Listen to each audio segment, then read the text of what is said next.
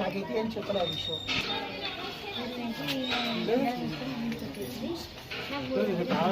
అప్పటికే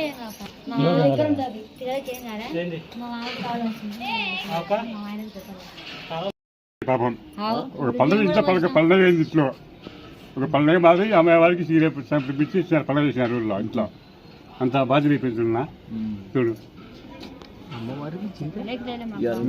ఇందుకు పండుగ అయింది ఇంట్లో పగలల్లా.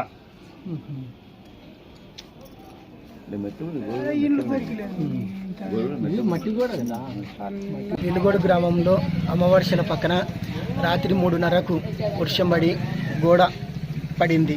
6 మంది మీద అమ్మ చనిపోయింది. అమ్మ పేరు మద్దమ్మ. నాన్నకు గాయాలు తగిలినాయి, అన్నకు దెబ్బలు తగిలినాయి.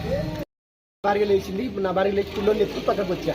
ఇంకా నేను గబగబా దొంగర చింపుకొని నీళ్ళు బయటకు వచ్చేసినప్పటికీ నా నడవల మీద కాళ్ళ మీద వన్నే రాళ్ళు తీసుకొని లేచినాక ఇంకా కేకల మీద కేకలేస్తుంటే ఇలా కోటి బావ సందులో సాయిబులు 2 ఉండి పాప తండ్రి కొడుకు వాళ్ళు లేచి వచ్చి గేటు దుంకొచ్చినారు లోపలికి. గేటుకి తాళం వేసుకుంటే అర్థం కాకపోయేప్పటికి ఇంకా బయటకి గేటు తాళం ఎగిరి బయటకు వచ్చి మా ఆయన రాళ్ళ తీసి నడవల మీద అంత మీద వన్నే వాళ్ళకి తీసి వాళ్ళని లాక్కున్నాం బయటికి. మా నాయన్ని మా ఆయనని. ఇంకా మా అమ్మ అప్పటికే ఇంకా లేదు. ఇంకా మా ఆయన పక్కనే ఉండేది. అప్పటికి ఇంకా పానం లేదు. ఇంకా నోట్లో పోయింది. ఇంకా బాగా ఇద్దరు పోయింది. ఇద్దరులో అట్లా రాళ్ళ మీద పడినాయి. ఇద్దరు పక్క పక్కనే అక్కడ నా బిడ్డ మండ పెట్టింటి. నా బిడ్డ కానీ 10 నిమిషాలు ఏం పలకలే. ఓ నా బిడ్డ వాయా, ఓ నా బిడ్డ అని కేకలేస్తున్నా. ఇంకా తర్వాత డాడీ అని కేకేసింది 10 నిమిషాల తర్వాత. నా పాపను లాక్కుంటే బయటికి.